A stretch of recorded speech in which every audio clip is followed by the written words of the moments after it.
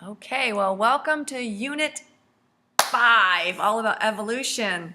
And this is the first lesson, 16.1, Darwin's Voyage of Discovery. Our goal is to explain how the scientific theory of evolution is supported by fossil record, compared anatomy, compared embryology, biogeography, molecular biology, and finally observe evolutionary chain. Yes, we can actually see evolution happening too. Let's look at our objectives are to state Charles Darwin's contribution to science and describe the patterns of biodiversity noted by Darwin, and there were 3 of them. So let's learn about Charles Darwin. If you met young Charles, you probably wouldn't have guessed that his ideas would change the way we actually look at the world. As a boy, Darwin wasn't that great of a student. Yet, Charles would one day come up with one of the most important scientific theories of all time. And this is a cute little song that I want to play for you. Apparently it's based on a video game, but it's a little bit sick about somebody killing somebody or something. I haven't really watched it, but I like the song itself. I like the tune of the song itself. And it has meaning for evolution too. So sit back, relax, and enjoy while I... This was a triumph. I'm making a note here, huge success. It's hard to overstate my satisfaction. Aperture science. We do what we must because we can. For the good of all of us, except the ones who are dead. But there's no sense crying over every mistake. You just keep on trying till you run out of cake. Then the science gets done and you make a neat gun for the people who are still alive.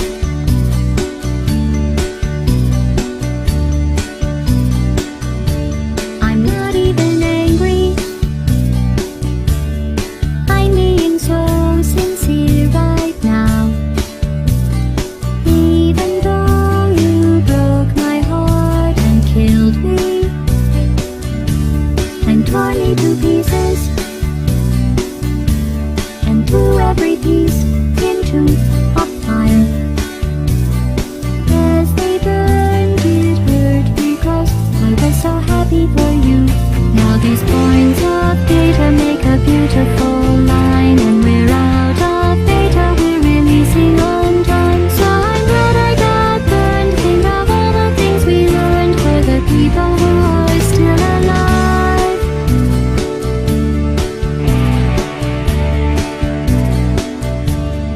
Go ahead and leave me. I think I prefer to stay inside. Maybe you'll find someone else to help you. Maybe Black Mesa.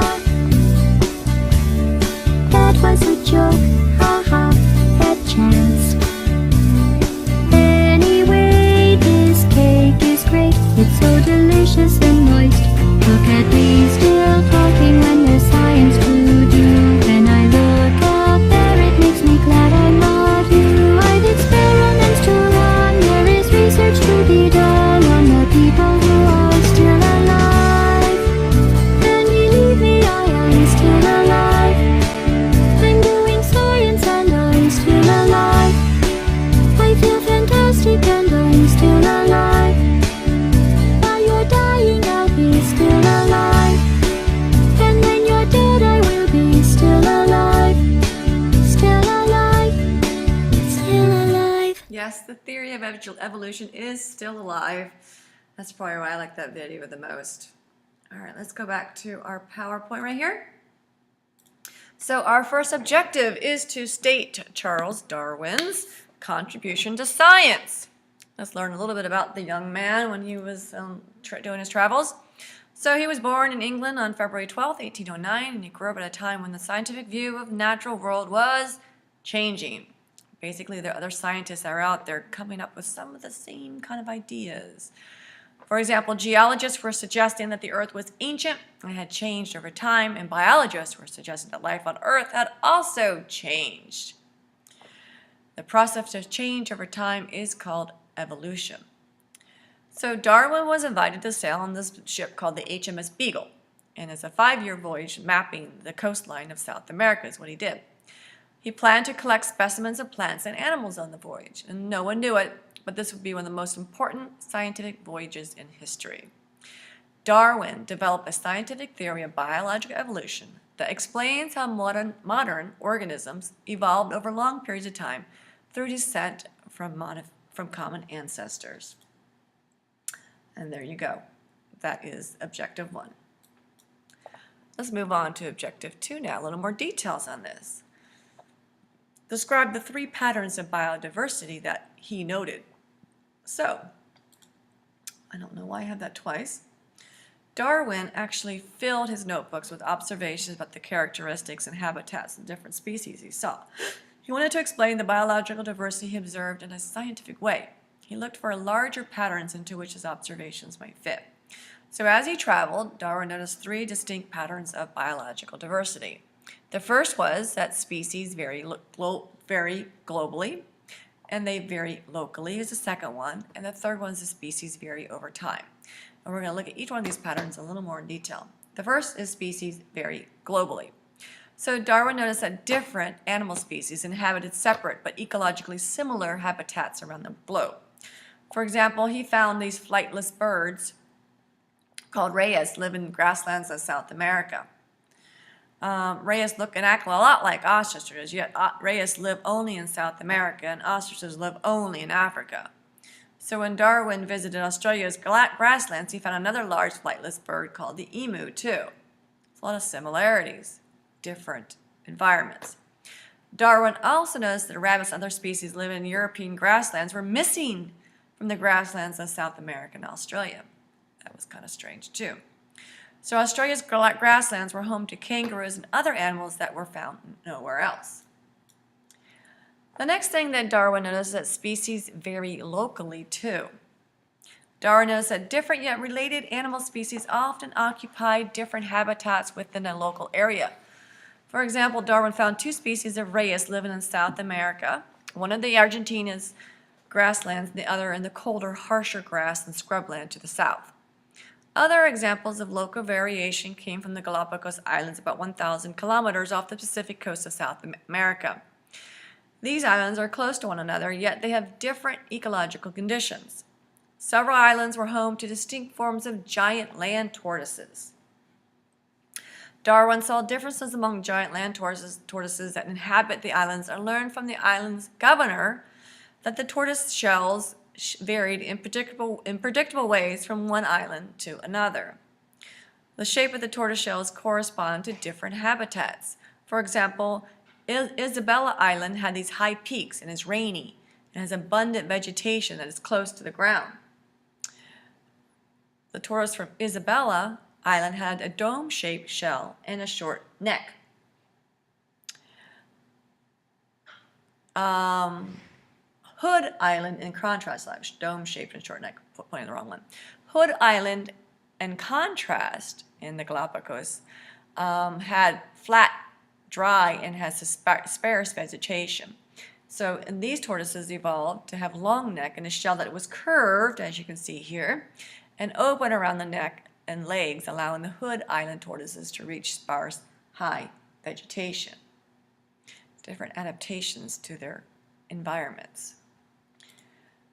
So, Darwin also observed that different islands had different varieties of mockingbirds, all of which resembled mockingbirds Darwin had seen in South America.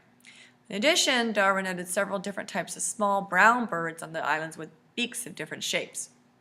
At first, he didn't consider these smaller birds to be useful, unusual, or important at first. So, species vary over time too. Darwin also collected fossils, which are preserved remains or traces of ancient organisms, as you know. Darwin noticed that some fossils or extinct animals were similar to living species. One set of fossils unearthed by Darwin belonged to the long-extinct glyptodont, a giant armored animal similar to the armadillo. Darwin wondered if the armadillo might be related to the ancient glyptodont. And why had glyptodonts disappeared? And why do they resemble armadillos? So on the voyage home, Darwin thought about the patterns he'd seen, and Darwin sent plant and animal specimens to experts for identification. The Galapagos mockingbirds turned out to be the 3 separate species found nowhere else. The little brown birds were actually all species of finches, also found nowhere else, though they resembled a South American finch species. The same was true of Galapagos tortoises, marine iguanas, and many plants that Darwin had collected on the islands. Darwin began to wonder whether different Galapagos species might have evolved from South American ancestors. He spent years actively researching and filling notebooks with ideas about specimens and evolution. The evidence suggested that species are not fixed and that they could change by some natural process. So our objective 2 would describe the 3 patterns, which we just did. He noticed that different yet ecologically similar animal species inhabited separate and sometimes ecologically similar habitats around the globe. Darwin noticed that different yet related animal species often occupied different habitats within the same area, and Darwin also noticed that some fossils of extinct animals were similar to living ones too. So species vary locally, species vary globally, and species vary over time. Don't forget. Our objectives again was to state Darwin's contribution to science and describe the 3 patterns of biodiversity noted by Darwin. You know those now. And they all support the goal of how the scientific theory of evolution is supported by fossil record, comparative anatomy, fossil record, right? Comparative embryology, biogeography, yes, we've talked a little bit about that, molecular biology, not yet, and observed evolutionary change. I haven't talked about that yet either, but we'll get to it. And here's your cute little picture. Enjoy.